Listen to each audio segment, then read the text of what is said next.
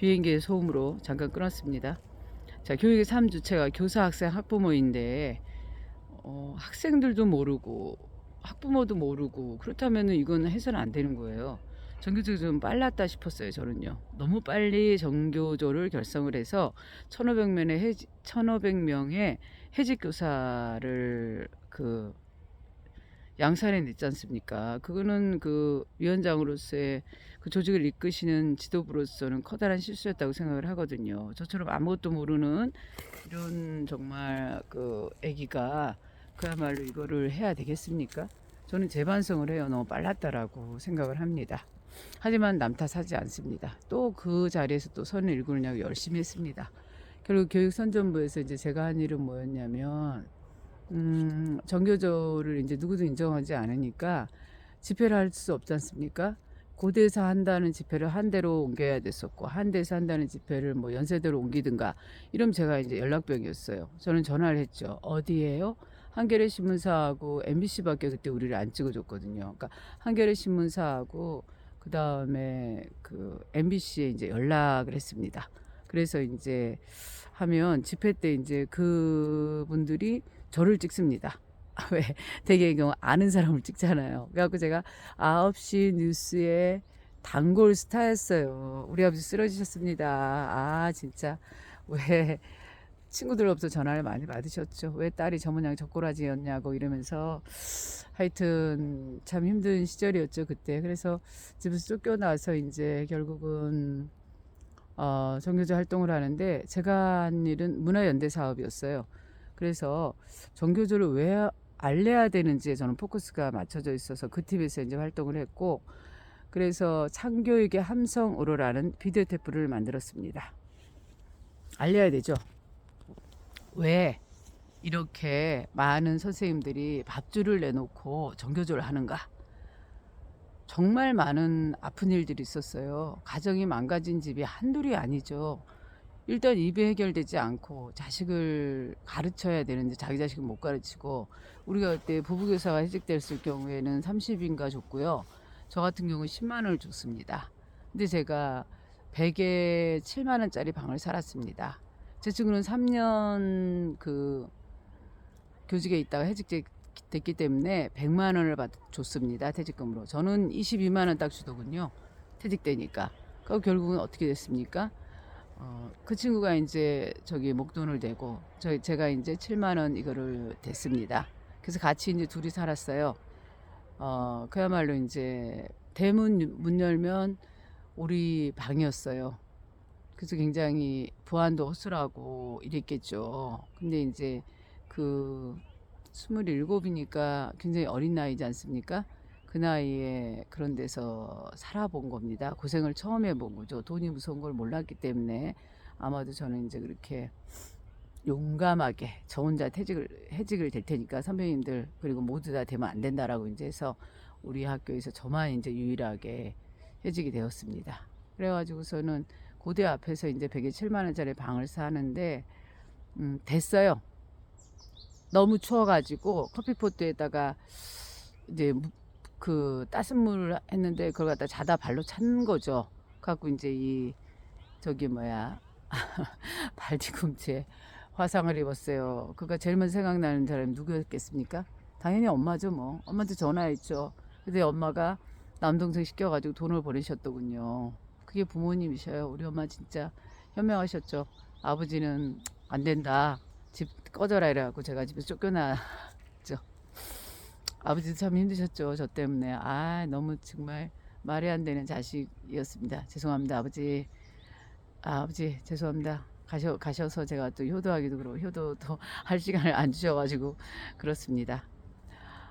그래서 이제 결국은 창교육의 함성으로라는 비디오 테이프를 만들었습니다. 그래서 그걸 갖다 이제 여러 사람들에게 이제 나눠줘서 왜 전교조가 정말 전교조 제가 학교 나갔을 때 학교의 시설이 어땠느냐면은 물이 샜습니다. 저희 교실 같은 경우도 비가 오면 양동이를 가져다 놓고 교육 재정이 너무 부실했습니다. 그 다음에 교사가 그 교육권에 대한 수업권에 대한 보장이 안 되어 있었죠. 그래서 어떤 수업은 하지 말아라, 어떤 수업은 해라, 이런 통제가 많이 심했습니다. 그럼 어떻게 교사가 정말 소신을 갖고 수업을 할 수 있겠습니까? 이러저러한 그런, 그리고 또 아이들에 대한 태도. 교사가 아이들을 대할 때는 정말로 그 아이들의 모든 인간 존엄성, 자유를 존중해 주면서 그 아이들 의견을 들어주면서 수업을 토론을 이끌어야 되지 않습니까? 그래야 아이들이 생각이 성장하고 올곧은 사회를 이끄는 시민 정신을 가진 그런 아이들로 자랄 수 있습니다. 그래야지 그 다음 세대에도 우리가 그 유럽을 많이 부러워하는데 사실은 그렇게 되기까지 유럽도 프랑스 혁명이라든가 많이 힘든 일이 있었지 않습니까? 저희 같은 경우 일제 그 잔재가 처단되지 않았기 때문에 그 비극이 계속 되어지고 있었던 거죠. 허나 그러다 가만히 있으면 되겠습니까? 내가 내 자리에서 할 수 있는 선을 이루는 게 저는 맞다고 생각하고 비판을 할 비판은 이제 그만둘 때가 된 거죠. 나부터 하면 되는 거예요. 환경도 나부터 하고 뭐든지. 그래서 이제 결국은 행복했어요. 한겨레 신문 기자들과도 우리 정교조의 이러이러한 사안에 대해서 적어달라. 이게 요구하는 게 제가 하는 일이었고, 그 다음에 그때 MBC 방송국에도 제가 이제 새벽 3, 4시까지 같이 작업을 했었죠. 왜냐하면 MBC만 우리를 찍어줬기 때문에 그 자료를 갖다 이제 얻어와야 되기 때문에 그런 그 작업을 제가 이제 주로 맡아서 했거든요. 그렇게 해서 이제 그리고 또 알리는 방법이 연극을 했습니다. 내 무거운 책가방 속에 무엇이 들어있나 아주 공갈사의 책 외우기만 하는 국어책 얼마나 더 울어야 나는 어른이 되나 그 연극을 이끈 거죠. 그때 이제 만난 아이가 굉장히 아주 천재적인 그런 어느 작가님의 딸이셨어요. 그래서 걔는 타고난 배우였죠. 올라면 울고 웃으라면 웃는. 제가 이제 그래서 그 아이가 4학년 아이가 여주인공이었죠. 그리고 이제 또 선생님들하고 같이 또 교사 연극단도 활동하면서 왜 과연 정교조가 왜 우리 교육계에서 필요했는가라는 거를 알려주면서 이제 그 현장의 교사로 이제 발을 딛고 한 거죠. 그러다가 이제 정교조가 거의 와해되기 시작을 했어요. 왜냐하면 뭐 후원금을 주겠다더니 그게 뭐 사람이 약속을 지킵니까? 안 나옵니다. 저는 다 내놓고 왔는데 10,000원의 후원금을 안 냅니다. 결국은 어떻게 됩니까? 자금이 없으면 뭐 무너지는 거죠. 뭐 와르르 뭐 그야말로 모래성에 성을 쌓은 거였는데요. 너무 빨랐던 거죠. 결국은. 그래서 어떻게 해야 돼요? 어느 선생님은 학원에 강사로 가서 오히려 더 잘 돼버린 거죠. 뭐 집을 뭐 몇 개 사셨더라고요. 이렇게 되고. 그럼 저 같은 경우는 이제 2년 정도 이제 퇴직교사 생활을 했습니다. 그러다가 소청심사라는 게 있습니다. 소청심사란 뭐냐면은 정교조 신문 안 본다. 그러면 이제 그 워낙 교사가 부족했기 때문에 1,500명 해직 사태를 빚었기 때문에 뭐 교육의 질이 엉망진창이 되었죠. 누구나 다 데려다 썼으니까요. 그러니까 뭐 저 같은 사람은 뭐 굉장히 고급 인력 아니겠어요? 설교지 졸업 출신이니까. 그래가지고선 뭐 그 정교조 신문 소청심사에 총무처 와서 8분이 앉아 계시더라고요. 다 졸고 젊은 한 분만 저한테 물으시더라고요. 정규조 신문 안 보겠느냐고. 그래서 안 본다 그랬어요. 그랬더니 바로 그 다음날 어디로 발령을 냈을까요? 좋은 글씨죠 뭐. 임은초등학교로 바로 발령을 냅니다. 있던 학교로. 그러니 뭐 이게 제가 학교를 가고 싶겠습니까?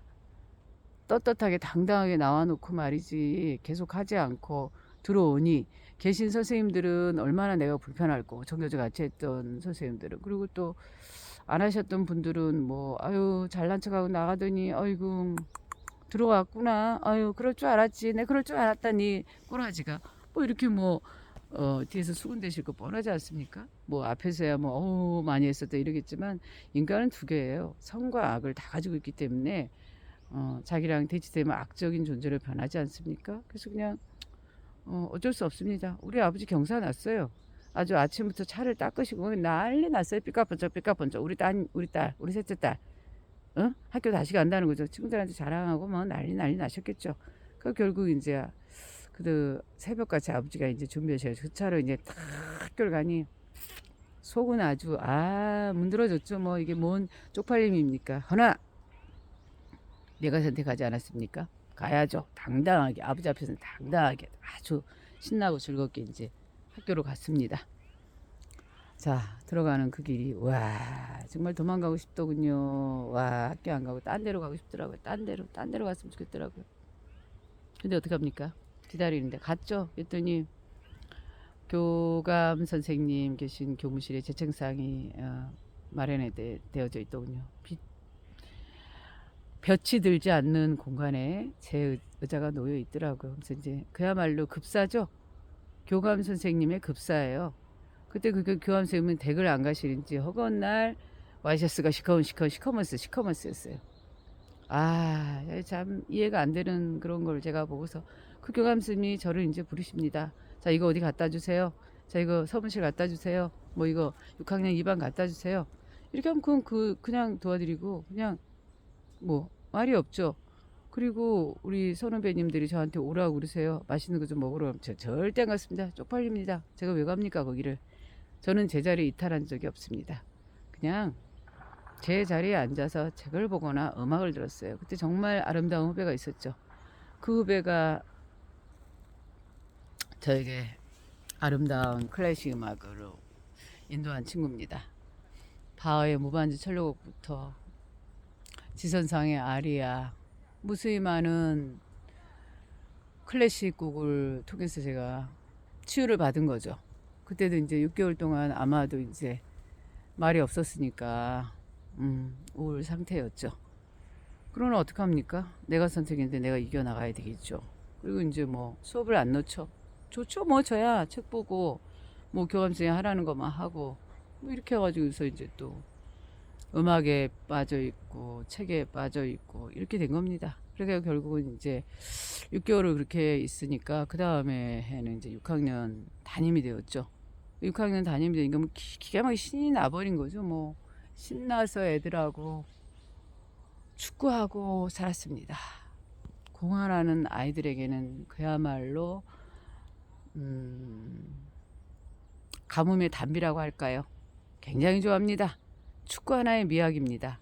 다음번에는 축구의 미학에 대해서 건너뛰어서 들려드리겠습니다. 어떻게 그렇게 축구로 재미나게 즐겁게 행복하게 수업을 하면서 아이들하고 긍정의 긍정을 이루고 선의 선을 이뤄서 즐겁게 우리 아이들이 살게 되었는가, 이 부분에 대한 그 담론이겠죠. 같이 이야기를 나누겠습니다. 그리고 사실은 제가 하고 싶은 거는 교사 119입니다. 어떤 상황이 있어서 아이가 이럴 땐 이렇게 해드릴 수 있습니다. 또 저럴 때는 뭐 떼 쓰는 아이는 어떻게 해야 됩니까? 저한테 오면 떼 안 씁니다. 들어줍니다. 그 아이가 원하는 것만 들어주면 됩니다. 그럼 애들은 떼 안 쓰게 되어 있어요. 지가 원하는 게 안 되니까 애들은 떼 쓰는 겁니다. 대신에 엄하죠. 인내심 없으면 이 세상 못 살아갑니다. 엄하게 기르지만 엄부자해라고 그러나요? 우리 교육 그게. 그럼 엄할 땐 엄하지만 부러울 땐 한없이 부드럽습니다. 제가. 이유는 단 하나죠. 애들은 그 자체가 이쁘잖아요.